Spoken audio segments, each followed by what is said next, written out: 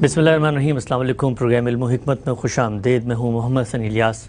नाज़रीन किराम, सियासत के हवाले से दीन इस्लाम में क्या हिदायत दी गई हैं, अमरुहुम शूरा बैनहुम का उसूल कैसे ज़मीन पर रूब अमल होता है, खुद साथ आप वसल्लम की ज़िंदगी में और आपके बाद खुलफ़ाए राशिदीन का इंतखाब कैसे इसी उसूल की रोशनी में हुआ, तारीख़ी पस मंज़र क्या था, इस सब को हमने जाना। और फिर इतलाक़ी सवालात जो जमहूरियत के हवाले से बिलुमूम हमारे अज़हान में पैदा होते हैं, वो मजहबी इश्कालात जो जमहूरियत को कबूल ना करने के हवाले से सामने आते हैं, वो सब कुछ भी गांधी साहब के सामने हमने रखा। आज इस बहस को एक दूसरे रुख से आगे बढ़ाएंगे और ये जानने की कोशिश करेंगे कि दीन का ये उसूल जब ज़मीन पे सामने आता है तो बिलखुसूस हमारे ख़ित्ते में क्या वो मुश्किलात हैं, क्या वो मसाइल हैं कि जमहूरियत परवान नहीं चढ़ सकती, और जमहूरियत का पाकिस्तान की सूरत हाल में क्या मुस्तकबिल है। इस सब को भी जानेंगे। इसके लिए हमारे साथ मौजूद हैं साबिक जनाब जावेद अहमद गामदी साहब। अस्सलाम वालेकुम गामदी साहब। वालेकुम अस्सलाम। आगाज़ करते हैं गामदी साहब, जमहूरियत के हवाले से कुरान की नस क्या है, उसकी अंडरस्टैंडिंग क्या है, उसके लाजमी तकाजे क्या हैं, खुद रसूल पाक सल्लल्लाहु अलैहि वसल्लम का उसवा और सहाबा कराम का अमल, इस सब को हमने जाना और वो मजहबी इश्कालात भी आपके सामने पेश किए। मैं पूछता आपसे चाहता हूँ कि हर दीनी उसूल, हर दीनी हुक्म बाहर कैफ जब ज़मीन पर उतरता है तो उसको सोसाइटी से रिलेट होना है, सोसाइटी में उसने रूबा अमल हो रहा है, सोसाइटी में उसने ज़ाहिर होना है। हमारे मुल्क पाकिस्तान में कहा जाता है कि जमहूरियत की जितनी आवाज़ें हैं, जमहूरियत के जितने नारे हैं, वो बाहर कैफ अवामी सतह पर उतल के निज़ाम में नहीं ढलते, और बुनियादी इसकी दो वजूहात बयान की जाती हैं कि हमारे यहाँ जागीरदाराना निज़ाम है और मौरूसियत का एक सिस्टम है, एक सोच है। इन दो चीज़ों की मौजूदगी में जमहूरियत परवान नहीं चढ़ सकती। क्या फरमाते हैं आप कि पाकिस्तान के पस मंज़र में क्या यही बुनियादी मुहर्रिक है जमहूरी निज़ाम, जमहूरी रवैये और जमहूरी माशरे के आगे ना बढ़ने का? मेरे नज़दीक मामले की नौयत इससे ज़रा मुख्तलिफ है। मेरा एहसास है कि समाजी शऊर एक दिन में पैदा होने की चीज़ नहीं होती।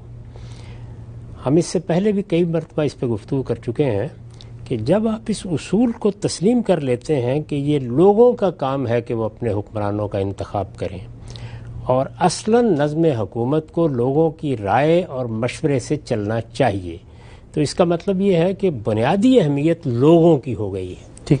और लोगों के अंदर क्या इस बात का सच्चा शऊर मौजूद है कि वही हैं जिनको फैसला करना है, ये उन्हीं का काम है कि वो नज़्म हुकूमत को वजूद पजीर करें, उनकी ये ज़िम्मेदारी है और उनका हक भी है कि वो इस हक को हासिल करने की भी सही करें और ज़िम्मेदारी के एहसास के साथ आगे भी बढ़ें।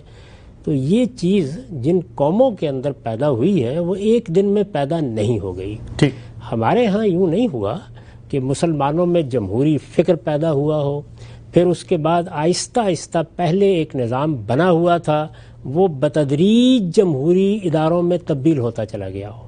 जैसे जब इंग्लिस्तान में आप जमहूरियत की तारीख़ पढ़ते हैं तो वो एक तदरीजी तारीख़ है। उस ज़माने की हुकूमत मलूकियत पर कायम है, बादशाहत कायम है। पूरे यूरोप में भी वही सूरत हाल है। इस वक्त भी अगर आप देखें तो वो अपनी इस मीरास को साथ लेके चल रहे हैं। दुनिया में 44 के करीब ममालिक हैं जिनमें इस वक्त भी मलूकियत है। ठीक। यानी उनमें से बाज़ जगहों पर उसको आईनी मलूकियत में तब्दील कर दिया गया है, लेकिन वो है मलूकियत। और 10 या 12 ममलकतें वो हैं जो यूरोप में हैं जहाँ आज भी बादशाहत है। तो बादशाहत का जो नज़्म सदियों से कायम था और अपनी रवायात बना चुका था और कौम के साथ उसकी एक वाबस्तगी पैदा हो गई थी, उसको उन्होंने तदरीजी तरीके से इसमें तब्दील किया। तदरीजी तरीके का मतलब क्या होता है कि लोगों में एक जमहूरी रूह पैदा हुई है, एक फ़िक्र पैदा हुआ है, वो जिसको अल्लामा इकबाल ने कहा ना कि जब आदम ज़रा खुद शनासो खुद नगर हो गया है, हमने खुद शाही को पहनाया है जमहूरी लिबास, जब ज़रा आदम हुआ है खुद शनासो खुद नगर। तो आदम खुद शनासो खुद नगर होगा तो उसके बाद इसका ज़हूर इन इदारों की सूरत में होगा। ये एक तदरीजी अमल है। हमारे यहाँ ये इस तरह से हुआ नहीं। अगर आप गौर करें तो अंग्रेज़ों की मलूकियत कायम थी, हिंदुस्तान में बरतानिया उज़्मा की हुकूमत कायम थी। बतदरीज यानी इन मुल्कों के, जैसे पाकिस्तान है या भारत एक अलग मुल्क बना, इन मुल्कों के बनने से कोई 50-60 साल पहले इस सफ़र की इब्तिदा हुई है। लोगों को, मुकामी लोगों को भी शामिल किया जाए, यानी कोई कौंसिल की सतह पर शामिल कर लिया जाए, कुछ मुकामी हुकूमतों की सतह पर शामिल कर लिया जाए। लोगों को शामिल करने के लिए कुछ दसातीर बनने शुरू हुए, कुछ कायदे वजूद में आने शुरू हुए, और ये आपको मालूम है कि ये कोई 15-20 साल 30 साल ही का अमल है। اس کے بعد آزاد مملکتیں بن گئیں. آزاد مملکتیں بن گئیں تو ہم نے یہ کوشش کی کہ بین ہی وہ نظم جو برطانیہ عظمیٰ میں ہے، بین ہی وہ نظم جو یورپ کے ممالک میں صدیوں کی تاریخ رکھتا ہے، اس کو یہاں بھی قائم یعنی ایک باغ سے ہم نے درخت اٹھا کے اپنے آنگن میں لگا وہ دیا. یہاں لگانے کی ہم نے صحیح کی. اور اس میں کوئی حرج کی بات بھی نہیں. اس کی وجہ یہ ہے کہ بعض اوقات دنیا میں آپ کے سامنے اچھی مثالیں موجود ہوتی ہیں تو آپ آگے بڑھ کے یہ کوشش کرتے ہیں کہ آپ صدیوں کا سفر برسوں میں طے کر لیں. یہ کوئی بری خواہش نہیں ہے. اگر کوئی چیز اچھی آپ کو نظر آ رہی ہے تو آپ اپناتے ہیں. آپ یہ دیکھیں کہ تعمیرات کے معاملے میں، گھروں کے رہن سہن کے معاملے میں، تہذیبی روایات کے معاملے میں، اسی طرح بعض رسوم کے معاملے میں ہم بہت سی چیزیں اس طرح اپنا لیتے ہیں. لیکن نظم حکومت کا معاملہ یہ ہے کہ یہ کبھی جزوی اپنا ظہور نہیں کرتا، یہ بحثیت مجموعی ظہور کرے گا. اس میں نیچے تک معاملات ٹھیک ہونے چاہیے. یہ تدریجی عمل ہمارے ہاں نہیں ہوا. جب یہ تدریجی عمل نہیں ہوا اور ہم نے بجائے اس کے کہ اس کو کسی تدریجی عمل میں ڈال دیتے، یعنی جو نظم پیچھے تھا، لیکن وہ نظم پیچھے تھا کیا؟ میں نے عرض کیا نا کہ اگر یہ صورتحال ہوتی کہ یہاں جو مغلوں کی حکومت قائم تھی بر صغیر میں، وہ حکومت آئینی حکومت کی حیثیت سے باقی رہتی تو ہمارے ہاں بھی اس تدریجی عمل ہی سے جمہوریت آگے بڑھتی. ٹھیک.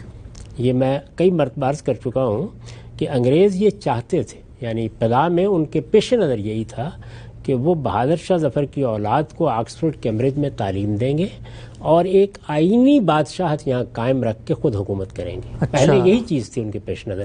لیکن جب 1857 کا حادثہ ہوا اور اس کے نتیجے میں ایسی صورت پیدا ہو گئی کہ گویا بغاوت کر دی گئی ہے، تو بغاوت کے مجرم کی حیثیت سے انہوں نے بہادر شاہ ظفر کو بھی سزا دی. تو اس طرح مغلیہ حکومت ختم ہو گئی. یہ آپ کے علم میں ہے کہ یہاں 600 سے زیادہ ریاستیں موجود تھیں جن کو پرنسلی اسٹیٹس کہا جاتا ہے، موجود تھیں اس ہندوستان میں. ان تمام کے راجے مہاراجے بھی تھے، ان کے نظام بھی تھے، ان کے نواب بھی تھے. یہ تو آپ قیام پاکستان کے قریب دیکھتے ہیں تو آپ دیکھیں کہ خود ہندوستان کے جغرافیے کے اندر کتنے بڑے پیمانے پر وہ ریاستیں موجود تھیں جن کا نظم اسی طریقے سے موروثی بنیادوں پر چل رہا تھا. ان کو بھی چشم زدن میں ہم نے ختم کر دیا. یعنی اس میں بھی کوئی تدریجی طریقہ اختیار نہیں کیا. تدریجی طریقہ ہمیشہ محکم بنیادیں قائم کرتا ہے. بہت اہم بات. اور سیاست میں، سماج میں، معاشرت میں اس کی بڑی ضرورت ہوتی ہے. یعنی میں نے کئی مرتبہ یہ بتایا ہے کہ اسلام یہ چاہتا تھا، پہلے دن سے چاہتا تھا کہ غلامی کا خاتمہ ہو جائے. غلامی اسلام نے پیدا نہیں کی. آپ یہ دیکھیے کہ بالکل ابتدائی صورت میں کیسی دردناک اپیل کی ہے، فک و رقبہ، گردنیں چھڑاؤ، لوگوں کو آزاد کرو. تو غلامی سے لوگوں کو بیزار کرنا، غلامی کیا ہے اس کا احساس پیدا کرنا، لوگوں کی گردنیں چھڑانے کی تعبیر اختیار کرنا، پھر اس کے بعد بار بار اس کی ترغیب دینا، یہ بتا رہا تھا کہ ہم کیا چاہتے ہیں. لیکن چونکہ سماجی ارتقاء اس مرحلے پر نہیں تھا تو اس وجہ سے ایسے تدریجی اقدامات کیے گئے کہ ان کا راستہ بند ہو. آگے جو لوگ غلام ہیں یا ادھر ادھر سے لوگ خرید کے لے آئیں گے، ان کے ساتھ حسن سلوک کے رسوم قائم کیے جائیں، اسی طریقے سے ان کی آزادی کی راہیں کھولے جائیں تدریج کے ساتھ. اس میں آپ جانتے ہیں کہ کتنا عرصہ لگ گیا. انسان آسانی کے ساتھ قبول نہیں کرتے. یعنی ہمارے ہاں بھی غلامی اسی وقت آ کے ختم ہوئی جب 1948 میں عالمی سطح پر اس کا اعلان کر دیا گیا. ٹھیک. یہ نہیں ہے کہ ہر جگہ موجود تھی، لیکن بہرحال حکمرانوں کے ہاں، بادشاہوں کے ہاں، راجوں مہاراجوں کے ہاں اس کے آثار موجود تھے مشرق میں بھی. تو آہستہ آہستہ اس کو ختم کیا گیا. جمہوریت بھی ایک نظم ہے. اس کا پہلے تو ماڈل بننا چاہیے، پھر یہ معلوم ہونا چاہیے کہ اس کے لیے وہ بنیادی ادارے کیسے وجود میں آئیں گے. وہ بنیادی ادارے صرف ریاست کے ادارے نہیں ہیں، جیسے عدلیہ ہے، جیسے مقننہ ہے، جیسے انتظامیہ ہے، یا اسی طرح افواج ہے یا اور اس نوعیت کے ادارے ہیں. اس کے ساتھ آپ کو خود جمہوری اسٹرکچر کو بھی نیچے تک لے جانا ہوتا ہے. وہ مقامی حکومتوں سے اٹھتا ہے اور اوپر تک جاتا ہے. تو اس سب کچھ کو تدریجی طریقے سے قائم ہونا چاہیے تھا. ہمارے ہاں یہ نہیں ہوا. وہ لوگ جو مغرب کے ملکوں سے پڑھ کے آئے تھے، وہاں جمہوریت دیکھ کر آئے تھے، انہوں نے یہ کہا کہ نہیں، اب ہم تاریخ کے اس مرحلے میں داخل ہو گئے ہیں کہ جہاں ہم آپ ایک خالص جمہوری نظام قائم کر دیں گے. چنانچہ ریاستیں بھی ختم کر دی گئیں اور کوئی پرانی تاریخ اور روایت بھی اپنے سامنے نہیں رکھی گئی، بلکہ بالکل یوں سمجھ لیجئے کہ جس طرح کا پارلیمانی نظام کم و بیش ہم دیکھتے ہیں کہ برطانیہ میں چل رہا ہے، اس میں سے بادشاہت کو نکال کے اس کی جگہ ایک صدر صاحب وجود میں لائے گئے اور دونوں ملکوں نے اس کے دساتیر بنا لیے. تو یہ میرے نزدیک ایک ایسا عمل ہے کہ جو اپنے ہدف کے لحاظ سے تو پسندیدہ قرار دیا جا سکتا ہے، لیکن اگر انسانی سماج کے لحاظ سے دیکھیں تو اس کو اس میں ارتقاء کے کچھ مراحل سے گزرنا تھا. اب ہونا یہ چاہیے تھا کہ آپ یہ طریقہ اختیار کرتے کہ یہ کس طرح آگے گزرے گا، یعنی مختلف مراحل سے کیسے آگے گزرے گا، یہاں تک کہ پوری معاشرت، پوری تہذیب، آپ کے جاگیردار بھی، آپ کے سرمایہ دار بھی، آپ کے شہروں میں رہنے والے بھی، دیہات میں رہنے والے بھی اپنے آپ کو اس کا فعال حصہ بنانے میں کامیاب ہو جائے. تو یہ قومی شعور، یہ سماجی شعور جو ہے، اس کی ڈیولپمنٹ ہمارے ہاں نہیں ہوئی. اب اس کا یہ ہرگز مطلب نہیں ہے کہ دنیا کو پیچھے لے جایا جائے. آپ وہاں آ چکے ہیں، آپ ہمارے ہاں کچھ دساتیر بن چکے ہیں، کچھ روایات قائم ہو چکی ہیں، کچھ ادارے وجود پذیر ہو گئے ہیں. اس میں مشکلات ہیں، مسائل ہیں، لیکن اگر ہم یہ عزم کر لیں کہ ہمیں اس کو کامیاب بنانا ہے تو پھر کیا ہونا چاہیے؟ پھر یہ ہونا چاہیے کہ آپ یہ دیکھیں کہ اس میں رکاوٹ کیا کیا پیدا ہوتی ہے. تو اگر خلوص نیت کے ساتھ ہمارے ہاں کی تمام قوتیں، خواہ وہ دیہات کے جاگیردار ہیں، خواہ وہ آپ کے سرمایہ دار ہیں، خواہ وہ آپ کی افواج ہیں جن کے پاس بہرحال بندوق ہے، وہ سب یہ طے کر لیں کہ ہمیں ایک محکم نظام اس قوم کو دینا ہے. اور دینا ہے تو اس میں بیٹھ کر یہ دیکھا جائے کہ اس وقت کیا کرنا ہے، مستقبل میں کیا کرنا ہے. ٹھیک، یعنی جو کھیل کھیلنے کا طریقہ ہے وہ بند کر دیا جائے. اسی طریقے سے پس پردہ رہ کے حکومتیں کرنے کے تصورات کو دفن کر دیا جائے. نظریہ ضرورت کو بھی ایک طرف رکھ دیا جائے اور یہ طے کیا جائے کہ ہمیں بہرحال ایک ایسے نظام کی طرف آگے بڑھنا ہے جس میں لوگ فیصلے کریں گے اور لوگوں کے فیصلوں کو وہ عزت دی جائے گی جو انہیں دی جانی چاہیے. ٹھیک. اور پورا نظم، خواہ وہ مقننہ ہے، خواہ وہ عدلیہ ہے، خواہ وہ انتظامیہ ہے، وہ اس اصول کو تسلیم کرے گی. اس سے آپ کے ہاں سیاسی استحکام پیدا ہوگا بتدریج، اور سیاسی استحکام یا پولیٹیکل اسٹیبلٹی ہے جو اصل میں قوم کی ترقی کا ذریعہ بنتی ہے. ہمارے ہاں لوگوں کا بالکل غلط خیال ہے کہ احتساب کے نعرے لگانے سے یا تبدیلی کا رومان پیدا کرنے سے یا ہر روز ایک نیا مسیحا تلاش کرنے سے آپ کوئی تبدیلی لے آتے ہیں. ہرگز نہیں. تبدیلی ہمیشہ محکم بنیادوں پر آتی ہے، تدریجی عمل سے. اور تدریجی عمل میں فکر بھی اور اعمال بھی اور تدبیر بھی اور سیاست بھی یہ مل کر اپنا کردار ادا کرتے ہیں. اس کردار میں یونیورسٹیاں بھی شامل ہوتی ہیں، مفکرین بھی شامل ہوتے ہیں، میڈیا بھی شامل ہوتا ہے، یہاں تک کہ آپ اس جگہ پر پہنچ جاتے ہیں کہ جہاں آپ کا نظام ایک محکم نظام کی صورت اختیار کر لیتا ہے. لیکن اس میں سب سے بڑی چیز کیا ہے؟ وہ یہ ہے کہ جو لوگ میٹر کرتے ہیں، جن کی کوئی حیثیت ہے، ان کی نیت صاف ہو. اگر آپ اس سارے عمل کو تدریجی طریقے سے آگے بڑھنے دیں تو یہ بارآور ہو جائے گا، یہ ثمرآور ہو جائے گا. لیکن اگر بار بار اس میں مداخلت کریں گے، بار بار اس میں اپنے مفادات کو سامنے رکھ کے اقدامات کریں گے، بار بار قوت اور اقتدار کی طلب آپ کو ان سارے نظام کو تلپٹ کرنے پہ آمادہ کرے گی، تو آپ یہ دیکھیں گے کہ پھر اس کے بعد اس قوم کی تقدیر کبھی بنی نہیں سکے گی. یہ بالکل اسی طریقے سے ہچکولے کھاتی ہوئی کشتی کی صورت اختیار کر لے گی. تو اس وقت ہمارے ساتھ یہی ہوا. ہم سب بہت ہی بصیرت آموز اور بڑی خیرخواہی پہ مبنی آپ کا یہ تجزیہ تھا. ایک سوال لوگ عام طور پہ پوچھتے ہیں کہ مانیے ہمارے یہاں دساتیر بھی موجود ہیں، جمہوری انتخاب بھی ہوتا ہے، لیکن باہر کیف نمائندگی کی صورت تو پھر انہی لوگوں کو ملتی ہے جو وڈیرے ہیں، جاگیردار ہیں، ذمہ دار ہیں، اور پھر آگے انہی کی نسلیں ہیں، موروثیت ہے. تو یہ مجھے بتائیے گا کہ جمہوری نظام پیدا ہو گیا، سسٹم بھی بن گیا، لیکن جو کچھ پہلے ہوتا تھا جمہوریت سے وہی جمہوریت کے بعد ہوتا ہے. گاؤں میں ایک جاگیردار تھا، لوگ اس کے مظاہرے تھے، اب وہی جاگیردار گاؤں سے اٹھ کے اسمبلی میں آ کر بیٹھ گیا ہے، لوگ تو وہیں کے وہیں پہ موجود ہیں. تو یہ کہ ان جاگیرداروں، سرمایہ داروں کے ہاتھوں سے لے کر عوام کے اندر سے کوئی نمائندے پیدا کیے جائیں، وہ آ کر ایوان میں ملک کی تقدیر کو بدلیں، اس پورے تصور کو آپ کیسے دیکھتے ہیں؟ وہ جو عوام کے اندر سے آئیں گے، جب وہ اوپر آ جائیں گے تو وہ بھی جاگیردار بن جائیں گے، وہ بھی سرمایہ دار بن جائیں گے. میرے نزدیک تو یہ بالکل مصنوعی خواہشیں ہیں. سوسائٹی جیسے ہوتی ہے اس کی نمائندگی ویسے ہی ہونی چاہیے. یہی صحیح طریقہ ہے. اس میں علم داخل ہو جائے، اس میں صلاحیت داخل ہو جائے، اہلیت کی بنیاد پر فیصلے ہونے لگ جائیں، یہ ایک تدریجی عمل ہے. اس کے لیے آپ کو سوسائٹی کو تعلیم یافتہ بنانا ہوتا ہے، تعلیمی اداروں کو مستحکم کرنا ہوتا ہے، اعلیٰ درجے کا فکر پیدا کرنا ہوتا ہے۔ یہ معاملات ہیں جن کو زیادہ توجہ کا مستحق بننا چاہیے۔ اس طرح کے خواب دیکھنے کی کیا ضرورت ہے؟ جو سوسائٹی ہوگی اس سے وہی قیادت سامنے آئے گی۔ اور اس میں اگر فرض کر لیجئے کہ ہمارے ہاں ایک موروثی احساس موجود ہے، وہ بھی قدرت کا اور فطرت کا نظام ہے، اس کے اندر سے اٹھتے ہیں لوگ۔ اچھا، آخر بہت سے لوگ ہیں کہ جن کے باپ دادا وکلاء تھے، ان کے ہاں یہی روایت قائم ہو گئی۔ بہت سے لوگ ہیں کہ جو آپ دیکھیں ڈاکٹروں کے خاندان بن جاتے ہیں۔ تو سیاستدانوں کے معاملے میں اس کو خواہ کیوں مسئلہ بنا لیا جائے؟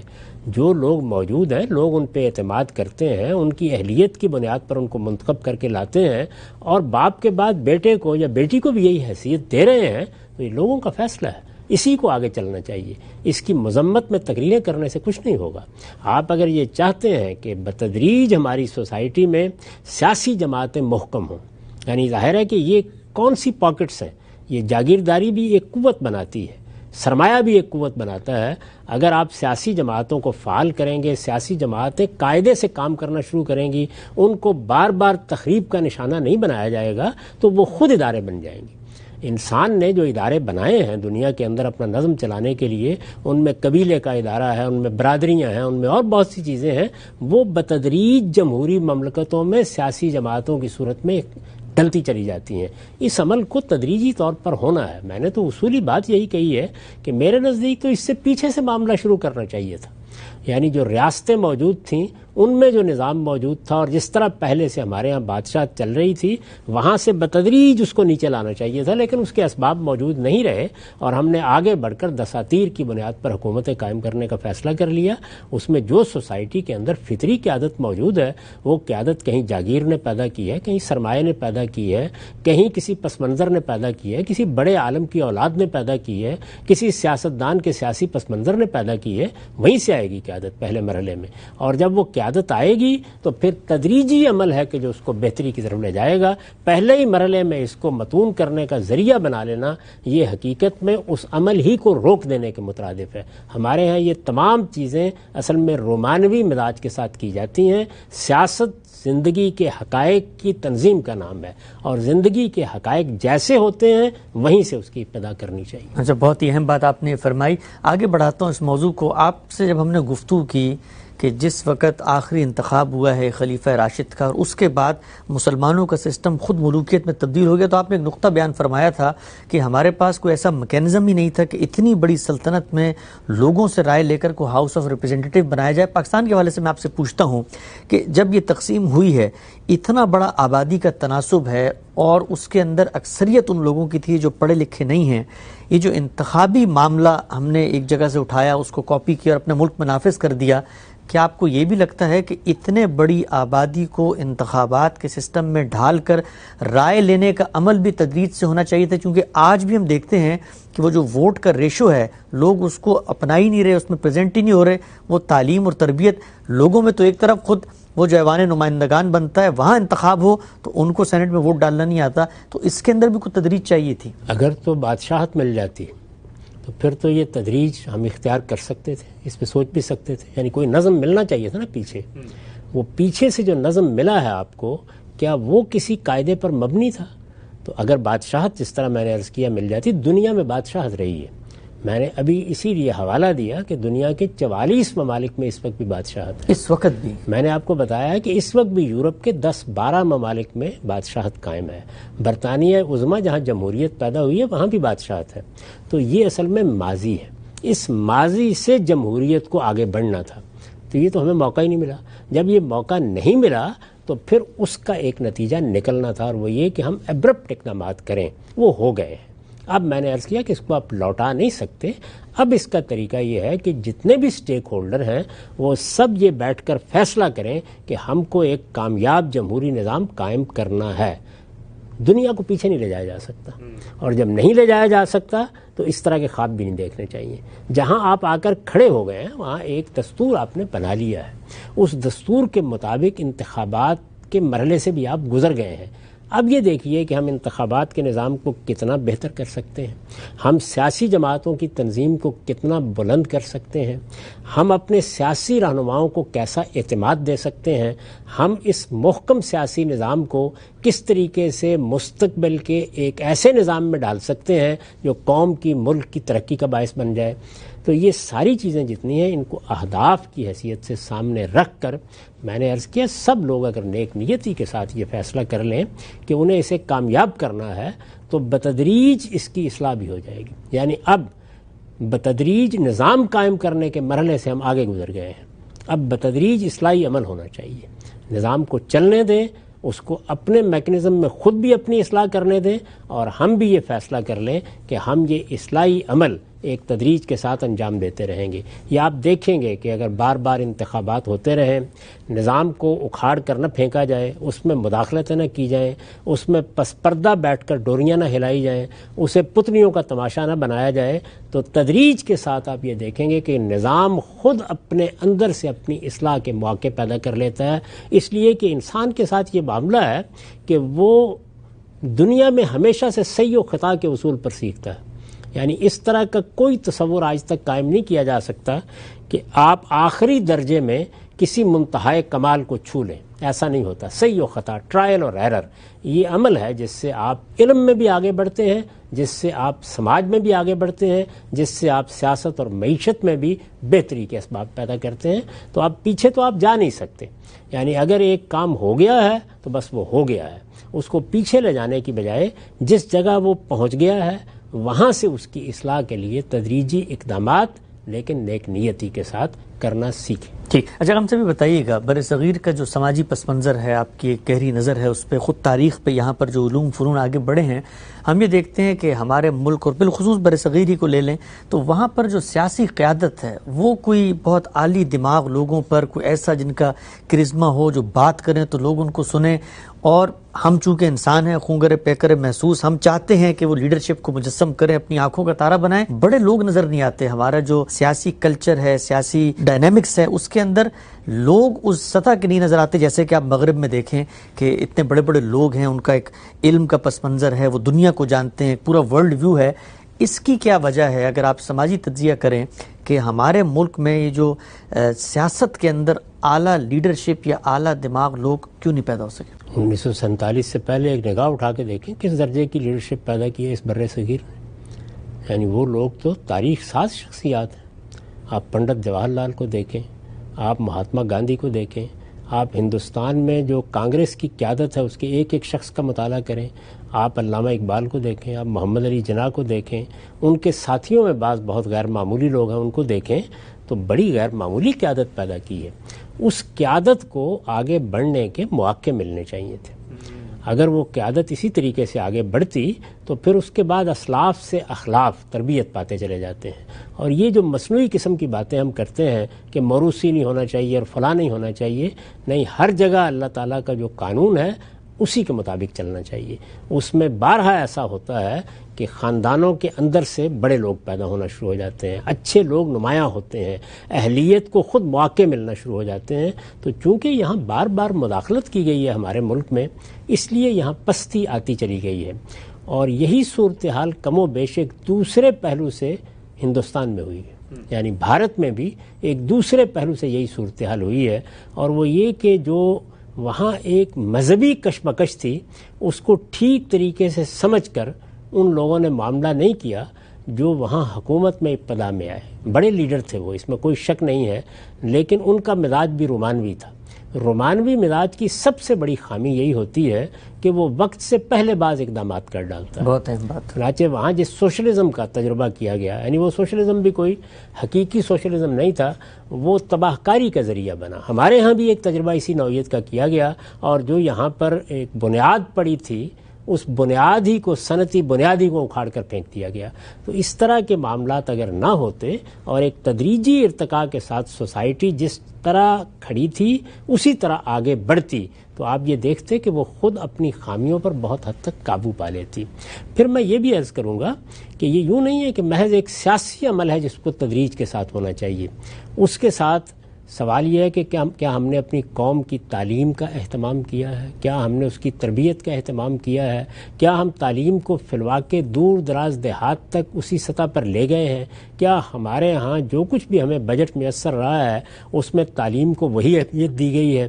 اور سب سے بڑھ کر یہ کہ لیڈرشپ کو کیا وہ استحکام ملا ہے کہ جس میں وہ اگر اپنے ذہن میں کوئی ویژن رکھتے ہیں تو اس کو روبہ عمل کر سکیں؟ دو بڑی نمایاں مثالیں آپ کے سامنے موجود ہیں. ایک مشرق بعید میں ہے، وہ ملیشیا کی مثال ہے. میں نے خود 10 سال وہاں گزارے ہیں. ایک آپ نے اپنے سامنے ترکی کی مثال دیکھی ہے. یہاں پر جمہوری نظام تدریجی طور پر ایک خاص سطح پہ پہنچا، اور پھر وہاں پر بھی ایک بڑے لیڈر کو اس میں 1000 خامیاں ہو سکتی ہیں، اور یہاں پر بھی ایک طویل موقع ملا ہے کہ وہ محکم سیاسی روایات قائم کر سکے. اس میں 10 باتوں پر تنقید ہو سکتی ہے، لیکن یہ جو سیاسی استحکام ہے یہ بہت سی خوبیوں کو پیدا کرنے کا باعث بن جاتا ہے. تو میں بنیادی بات یہ کروں گا کہ 3 چیزیں ہیں جن کو ہمیں ہر وقت پیش نظر رکھنا چاہیے. ایک یہ کہ سیاسی عمل میں کوئی رکاوٹ نہ پیدا ہونے دی جائے. اچھا. کیونکہ سیاسی عمل بہتی ہوئی ندی کی طرح ہے، اس میں رکاوٹ پیدا ہوگی تو دائیں بائیں کا کوڑا کرکٹ اور اس میں تعفن جمع ہو جائے گا. اس میں کسی حال میں یہ نہیں ہونا چاہیے. یہ اپنی قیادت خود پیدا کرتا چلا جاتا ہے. تعلیم کو، تربیت کو، اسی طرح سوسائٹی کے اندر علمی اداروں کو استحکام دینے کی صحیح کرنی چاہیے، کیونکہ انہی کے اندر سے صحیح فکر پیدا ہوتا ہے. پھر اس فکر کی بنیاد پر لوگ نئی باتوں کو سوچتے، سمجھتے اور تبدیلیوں اور تغیرات کے لیے بنیادیں فراہم کرتے ہیں. اور تیسری اور آخری چیز یہ ہے کہ لوگوں کے لیے فکر کی آزادی کا اہتمام کرنا چاہیے. یہ آپ دیکھ رہے ہیں کہ اس وقت بھی اگر آپ بھارت کو دیکھیں تو وہاں سب سے بڑا مسئلہ کیا پیدا ہو گیا ہے؟ سب سے بڑا مسئلہ یہ ہے کہ ایک اکثریت کی نمائندہ قوت ایسی ہے جو یہ کہتی ہے کہ تمہارے فکر پر ہماری حکومت قائم ہوگی. اس نے اس کو ہندوتوا کا نام دے دیا ہے. یعنی وہ یہ سمجھتے ہیں کہ اگر ہم اس بر صغیر کی روایات کے امین ہیں تو اب ہر شخص کو اسی سانچے کے اندر ڈلنا چاہیے. دنیا اس سے بہت آگے جا چکی ہوئی ہے. یعنی مذہبی تبدیلی ہندوستان میں آ گئی، سیاسی تبدیلی آ گئی، فکر کی تبدیلی آ گئی. کتنے لوگ ہوں گے جن کو آج آپ ملیں تو وہ کسی مذہب کے ماننے والے ہی نہیں ہوں گے. قومی ریاستوں کا تصور پیدا ہو گیا. وہ پرانی دیو مالا اپنی موت آپ مر گئی، اس کو آپ زندہ کرنا چاہیں گے تو اس سے سوسائٹی میں کشمکش پیدا ہوگی. ہمارے ہاں بھی یہی صورتحال ہے کہ جب ہم نے یہ خیال کر لیا کہ یہ ملک تو اسلام کے نام پر بنا ہے تو یہاں پر مذہبی کشمکش پیدا کر دی گئی، اور اس مذہبی کشمکش نے معاملے کو آگے بڑھنے کی بجائے پیچھے کھینچنا شروع کر دیا. اور اس کا جو نتیجہ نکلا ہے وہ یہ ہے کہ ایسے ایسے رومان ہیں جو ہمارے ہاں سیاست کا موضوع بن گئے، جو زمین کے ساتھ کوئی تعلق ہی نہیں رکھتے تھے.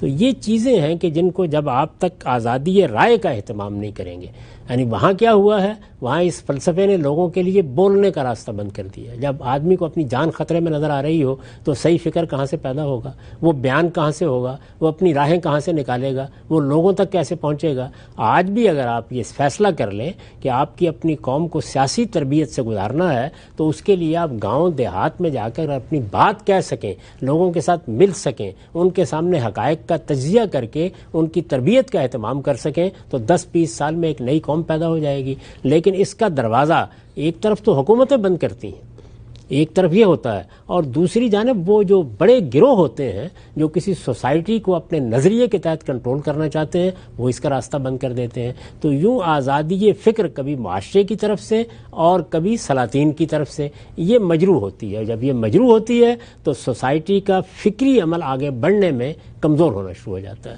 تو ان چیزوں کو توجہ کا موضوع بنا کر ان کو درست کرنے کی صحیح کرنی چاہیے. آپ کہیں گے کہ تم کہتے ہو کرنی چاہیے، تو یہ میں یہی کہہ سکتا ہوں کہ کرنی چاہیے. لوگ اس چیز کو اہمیت نہیں دیں گے تو جو نتائج اس وقت دونوں ملکوں میں بھگت رہے ہیں وہ بھگتتے رہیں گے. ٹھیک ہے، ہم سے بہت ہی اہم بات ہے. آگے بڑھاتے ہیں سلسلے کو.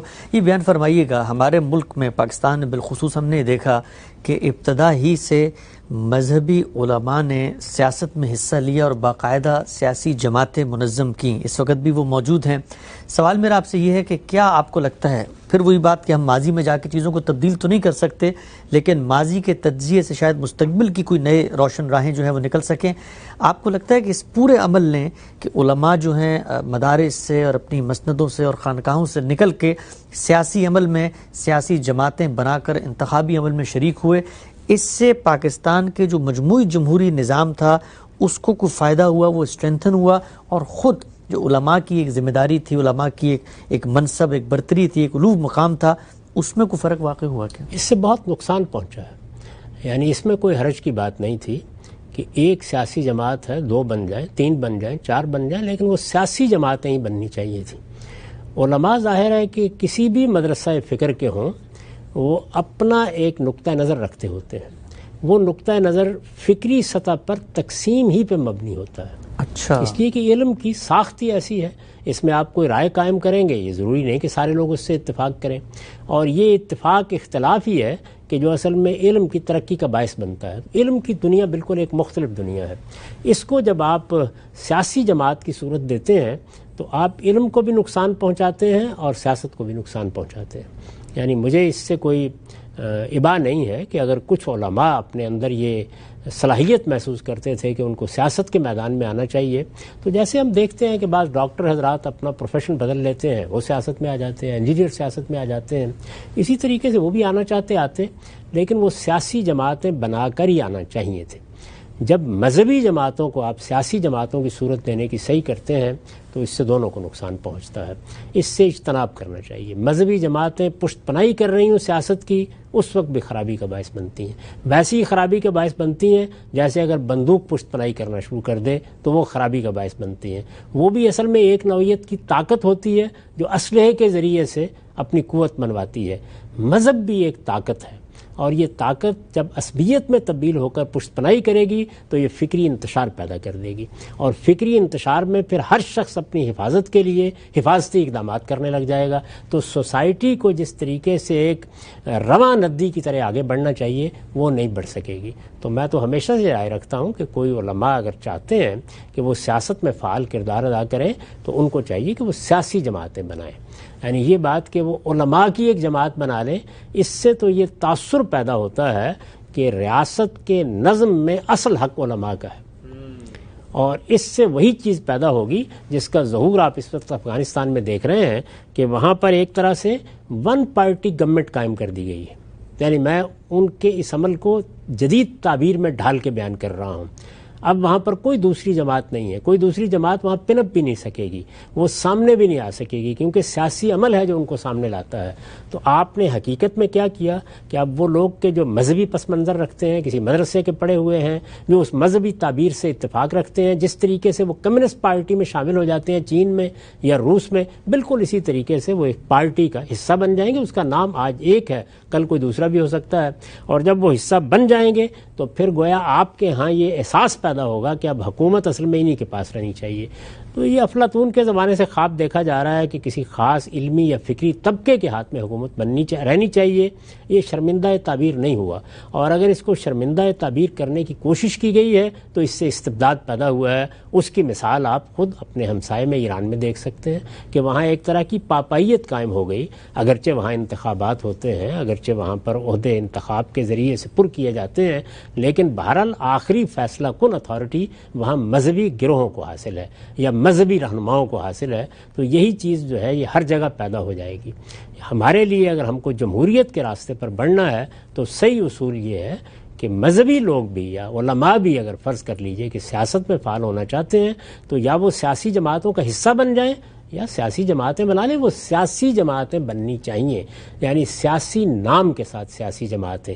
جب ان کو مذہبی تعبیر کے ساتھ سیاسی جماعتیں بنانے کی صحیح کی جائے گی تو سوسائٹی میں تفریق بھی ہوگی، انتشار بھی ہوگا.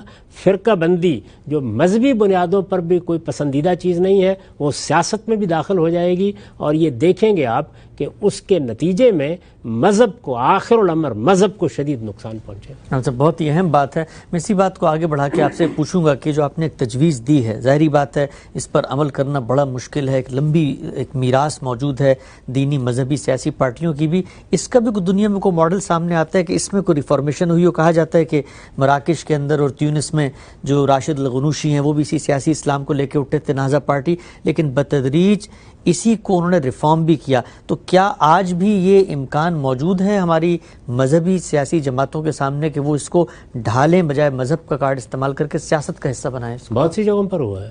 یعنی مصر میں اخوان نے سیاسی جماعت کو جنم دیا. اسی طرح کی صورتحال کم و بیش اگر آپ دیکھیں تو آپ کے ہمسائے بھارت میں ہوئی ہے.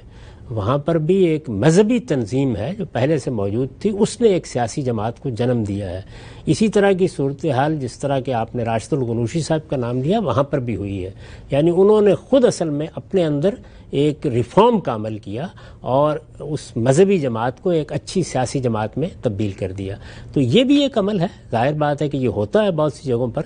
ہمارے ہاں جماعت اسلامی مثال کے طور پر یہ کر سکتی تھی لیکن اس نے نہیں کیا. یہ کچھ تجاویز آئیں بھی ایک زمانے میں لیکن وہ روبہ عمل نہیں ہو سکیں. تو یہ عمل ہے جو ہوگا، بتدریج لوگوں کو اس کا احساس ہو جائے گا کہ سیاسی عمل اگر جاری رہتا ہے تو آپ کے پاس صحیح راستہ یہی ہوگا کہ اس سیاسی عمل کے لیے آپ سیاسی جماعتیں بنائیں، سیاسی جماعتوں کو محکم بنیادوں پر کھڑا کریں اور سیاسی طریقے سے سیاست کے اس پورے نظم کو چلانے کی صحیح کریں. اس کا فیصلہ مذہبی لوگوں کو بھی کرنا ہے کہ اگر وہ سیاست میں آنا چاہتے ہیں اور اس کو قبول کرتے ہیں. ویسے تو میرا احساس یہ ہے کہ وہ اپنے باطن میں جمہوریت کو قبول نہیں کرتے. اصلاً جمہوریت ان کے لیے کوئی ایسی چیز نہیں ہے کہ جو اسلام کے تقاضوں کو حقیقی طریقے سے پوری کر سکے. تو یہ بات اگر ان کو کہنی ہے تو جس طریقے سے وہ کہہ رہے ہیں اس وقت افغانستان میں کہنی چاہیے تاکہ لوگوں کے سامنے کوئی التباس نہ پیدا ہو. لیکن اگر فی الواقع جمہوریت کے لیے دل کھلے ہیں تو پھر ان کو چاہیے کہ وہ جمہوری طریقے بھی اختیار کریں، جمہوری لباس بھی پہنیں اور جمہوری طریقوں کے مطابق سیاست کے پورے نظم کو بھی چلنے دیں. یہی فیصلہ بندوق کو کرنا چاہیے اور یہی مذہبی رہنماؤں کو کرنا چاہیے. اچھا خان صاحب، ایک اور پہلو میں آپ سے جاننا چاہتا ہوں، بالخصوص بر صغیر کے پس منظر میں، کیونکہ یہاں پر مذہبی سیاست پچھلے 100-150 سال سے جاری ہے. آپ کو لگتا ہے کہ جو مذہبی علماء جب سیاست کی طرف آتے ہیں تو جو اپنی علم کی ایک روایت ہے، تحقیق کا ایک ذوق ہے، ایک مزاج ہے اپنی ماضی کی تراث سے جڑنے کا، اس پر بھی یہ جو کانفلکٹ کی سیاست، چونکہ اگر کسی مدرسے کی کوئی بڑی شخصیت ہے، کوئی بڑا عالم دین ہے، وہ سیاسی میدان میں کھڑا ہے اور روز سیاست پہ بات ہو رہی ہے اور سیاست میں کانفلکٹ بھی ہوتا ہے، جواب الجواب بھی ہوتا ہے، تو اس سے جو علم کی روایت ہے، چونکہ لوگ ایک تہذیبی اثر لے رہے ہوتے ہیں اپنی بڑی شخصیت سے، تو علماء کی سیاست میں آنے سے ہماری جو علمی روایت تھی اس کے اندر ایک تحقیقی ذوق تھا وہ بھی اثر انداز ہوا. یہ بات ان علماء کے بارے میں کہی جا سکتی ہے کہ جو اصلاً علم و تحقیق کا ذوق رکھنے والے لوگ تھے. مثلا مولانا سید ابر اللہ صاحب مودودی نے جب اس راستے کو اختیار کیا تو یہ خیال پیدا ہوا اور بہت سے لوگوں نے کہا، اور میں آج بھی یہ کہتا ہوں کہ ان کی شخصیت سے یہ قوم، یہ ملک، یہ ملت بہت کچھ فائدہ مزید اٹھا سکتی تھی. ان کا اب بھی بڑا کنٹریبیوشن ہے اگر وہ اس راستے کو اختیار نہ کرتے. اچھا، یعنی میں عرض کر رہا ہوں کہ ایک آدمی کی جو بنیادی شخصیت ہے وہ کیا ہے؟ وہ علم کی دنیا کا آدمی ہے، تحقیق کی دنیا کا آدمی ہے، دعوت کی دنیا کا آدمی ہے. پھر اس کے لیے وہی میدان ہے. اس کو اللہ نے جس کی صلاحیت دی ہے اس کو اسی میں رہنا چاہیے. یہ زیادہ تر وہ علماء ہیں کہ جن کے ہاں موروثی طریقے سے وہ مسند آ گئی ہے لیکن اصلاً وہ سیاست کا ذوق رکھتے ہیں. اچھا. اور خود آپ دیکھیں کہ مختلف علمی گھرانوں میں ایک سیاسی روایت بھی قائم ہے. جمعیت علماء ہند وہ قیام پاکستان سے بہت پہلے قائم ہو گئی تھی. تو اگر آپ سیاست کی روایت کے لحاظ سے دیکھیں تو ان کے ہاں تو یہ سیاست کی روایت اب کم و بیش 100 سال پورے کر رہی ہے. تو اس لیے آپ یہ نہیں کہہ سکتے کہ یہ وہ لوگ ہیں کہ جنہوں نے گویا علم کی مسند کو چھوڑ کر اختیار کیا. ان کے ہاں ایک تقسیم سی ہو گئی اور وہ یہ کہ وہ لوگ کہ جو علم کی مسند کو رونق افروز کر سکتے ہیں وہ مدرسوں میں رہیں، وہاں تحقیق کریں، وہ کتابیں لکھیں، وہ تصنیفات زیر بحث لائیں، اور وہ لوگ کہ جن کا سیاسی ذوق ہے وہ یہ کام کریں. تو میرے نزدیک اس میں کوئی حرج کی بات نہیں ہے کہ جس آدمی کو قدرت نے یہ ذوق دیا ہے یا اس کی ایک موروثی روایت بن گئی ہے یا اس میں یہ صلاحیت ہے وہ یہ کام کرے. میں یہ کہتا ہوں کہ اس کو پلیٹ فارم بھی سیاسی اختیار کرنا چاہیے. میرے نزدیک اتنی بات بہت کافی ہے. ٹھیک ہے شاہ صاحب، یہ بیان فرمائیے گا. آخری سوال آج کی نشست کا، مداخلت ہوتی ہے، آپ نے بتایا جمہوری روایات پروان نہیں چڑھ سکی ہمارے ملک میں. کہا جاتا ہے کہ مداخلت کی جو وجوہات ہیں وہ بھی تو آخر یہ جمہوری نمائندے، یہی سیاستدان پیش کرتے ہیں. اور ایک بہت بڑا مقدمہ ہم دیکھتے ہیں قیام پاکستان سے اب تک جو سیاستدانوں کے سینے پر ایک داغ کی صورت میں نمایاں ہوتا ہے وہ ہے اخلاص کی کمی اپنے ملک کے ساتھ، اپنی نیشن کے ساتھ، اور مالی خرد برد، کرپشن کے الزامات. یہ جب سب کچھ ہوتا ہے تو پھر بعض مسیحا اٹھتے ہیں اور کہتے ہیں کہ ملک و قوم کو اب ان سے بچانا ہے. تو سیاستدان اگر سیاسی جمہوری روایت کو آگے بڑھانا چاہتے ہیں تو کیا آپ کو لگتا ہے کہ ان کو اپنی روش بھی ٹھیک کرنی چاہیے؟ دیکھیے، میں نے تو عرض کیا ہے کہ یہ سارے معاشرے کا مسئلہ ہوتا ہے. سیاستدان بھی یہیں سے پیدا ہوتے ہیں. اصلی چیز یہ ہے کہ کیا سیاسی عمل سے ہٹ کر کوئی قوت تو ایسی نہیں آ گئی کہ جو اپنے پاس کوئی اور طاقت رکھتی ہے. ٹھیک ہے نا، اگر آسمان سے وہی آ جائے تو سیاستدان کیا کر لیں گے؟ اسی طرح اگر بندوق حکومت کرنے کا فیصلہ کر لے تو پھر سیاستدان کیا کر لیں گے؟ تو پہلی بنیادی چیز یہ ہے کہ قوم میں یہ شعور پیدا ہو کہ وہ سیاسی عمل کے ساتھ ہی اپنا نظم چلانا چاہتی ہے، اور دوسرے یہ کہ اس طرح کی جو قوتیں ہیں، میں نے عرض کیا نا کہ یہ دو طرح کی ہوتی ہیں. ایک تو آپ خود پیدا کرتے ہیں، آپ کو سیکیورٹی کی ضرورت ہوتی ہے، اس کے لیے آپ خود اسلحہ خریدتے ہیں، اپنے ٹیکس سے فوجیں بناتے ہیں، پولیس کے ادارے بناتے ہیں اور دوسرے سیکیورٹی کے ادارے بناتے ہیں. وہی ادارے ہیں کہ جو اپنی اس قوت کو خود عوام کے خلاف استعمال کرنے لگ جاتے ہیں. اور دوسری جانب وہ قوتیں کہ جن کے ساتھ کوئی مذہبی عصبیت وابستہ ہوتی ہے، وہ ظاہر ہے ہمارے جیسے معاشروں میں ایک بڑی طاقت ہوتے ہیں، تو وہ اپنی اس طاقت کو استعمال کرنے لگ جاتے ہیں. یہ جو استعمال کرنا ہے طاقت کا، یہ غلط استعمال ہے، اپنی حیثیت کا غلط استعمال ہے. آپ اس کو جب کمزور کریں گے تو سیاسی عمل مضبوط ہوگا. اور عام طور پر کسی بھی دائرے کے اندر جو لوگ پیدا ہوتے ہیں، سارے کے سارے لوگ بڑے غیر معمولی صلابت رکھنے والے لوگ نہیں ہوتے، کمزور لوگ بھی ہوتے ہیں. کمزور لوگ اس کا شکار ہو جاتے ہیں اور ہم ان کی کمزوری کے نتائج بھگتتے رہتے ہیں. اگر آپ اپنے پیچھے سے ان طاقتوں کو کسی راستے پر ڈالنے میں کامیاب ہو جائیں، اور ظاہر ہے کہ یہ ان کے اپنے فیصلے ہی سے صحیح راستے پر آئیں گی، تو پھر اس کے بعد آہستہ آہستہ آپ دیکھیں گے کہ کمزور لوگوں کے بجائے طاقتور لوگ، ذہانت رکھنے والے لوگ، علم رکھنے والے لوگ، سیاست کا صحیح اپٹیچیوڈ رکھنے والے لوگ، وہ بتدریج نمایاں ہوں گے اور وہ قوم کی رہنمائی کی طرف آگے بڑھیں گے. ٹھیک ہے، ہم سب کنکلوڈنگ ریمارک سے بتائیے گا کہ ہمارے ہاں اداروں کے درمیان ایک بحرانی کیفیت کچھ مہینوں کچھ سالوں کے بعد پیدا ہو جاتی ہے. اسٹیک ہولڈرز ہیں، ریاست کا نظم چلتا نہیں ہے، سب کو آگے لے کر چلنا پڑتا ہے. آپ کی نظر میں بالخصوص پاکستان کا جو ایک سماجی پس منظر ہے اور کچھ طاقت کا حلقے بھی موجود ہیں، ان میں بحران کو، اداروں کے درمیان بحران کو بچانے کا کیا فارمولہ، کیا لائے عمل ہے؟ جو لوگ بھی اس وقت اس نظم کے آپ اسٹیک ہولڈر کہہ لیجئے یا اس کے بنیادی کردار ادا کرنے والے لوگ ہیں، ان کے درمیان کھلے مذاکرات ہونے چاہیے. اچھا، یعنی آپ بات کریں، یہ دیکھیں کہ یہ بحران کیوں پیدا ہوتا ہے، اس کے اسباب کیا ہیں، اس پر بیٹھ کر گفتگو کریں. ایک دوسرے سے شرمانے کی بجائے جو کچھ آپ کے تحفظات ہیں سامنے رکھیں اور اس کے بعد علم و عقل کی روشنی میں وہ لائے عمل بنائیں. کیونکہ اگر اس طرح سے سازش کا طریقہ اختیار کیا جاتا رہے گا اور بار بار سیاسی عمل کو ایسے ہی مداخلت کا ہدف بنایا جائے گا تو اس سے سیاسی عمل کبھی مستحکم نہیں ہوگا. اور یہ آخری بات یاد رکھیے کہ ترقی کا راز اور کسی قوم کے آگے بڑھنے کا بھید جس چیز میں مضمر ہے وہ سیاسی استحکام ہے. سیاسی استحکام ہے کہ جس سے آپ در حقیقت غیر معمولی نتائج پیدا کر دیتے ہیں. ملیشیا میں دیکھ لیجئے، ترکی میں دیکھ لیجئے، چین میں دیکھ لیجئے، سیاسی استحکام. اب وہ سیاسی استحکام ہم کو آمریت سے پیدا نہیں کرنا، وہ جمہوریت سے پیدا کرنا ہے، جس طرح کے مغربی ملکوں نے اس کا ایک اچھا نمونہ پیش کیا ہے. اس کے لیے یہ ضروری ہے کہ سب لوگ مل کے اپنا کردار ادا کریں اور مذاکرات کے ذریعے سے وہ تدبیریں سوچیں کہ جس سے کانفلکٹ اور تصادم کے مواقع کم سے کم ہو اور آپ راستے پر چلنے کا اپنے اندر حوصلہ پیدا کریں. ہمارا وقت یہاں پہ ختم ہوتا ہے. ناظرین، آج ایک بہت ہی اہم موضوع پر ہم نے غامدی صاحب سے استفادہ کیا. ہر دینی ہدایت باہر کے زمین پہ آ کر اپنے اطلاع کی صورت میں روبہ عمل ہوتی ہے، لیکن پاکستانی سماج میں جمہوریت کیوں پروان نہیں چڑھ پا رہی تھی اور وہ کیا عناصر ہیں کہ جن کو سامنے رکھ کر ہم بہتری کا لائحہ عمل بنا سکتے ہیں. بہت ہی اہم تجاویز غامدی صاحب نے دی ہیں. ضرورت سمر کی ہے کہ لوگ اس پر سوچیں اور ایک گرینڈ ڈائلاگ کا آغاز ہو. علم و حکمت میں ہم مختلف پہلوؤں سے ان موضوعات کو زیر بحث لاتے ہیں. انشاءاللہ سلسلے کو آگے بڑھائیں گے. وقت یہاں پہ ختم ہوتا ہے. اجازت دیجیے. اللہ حافظ.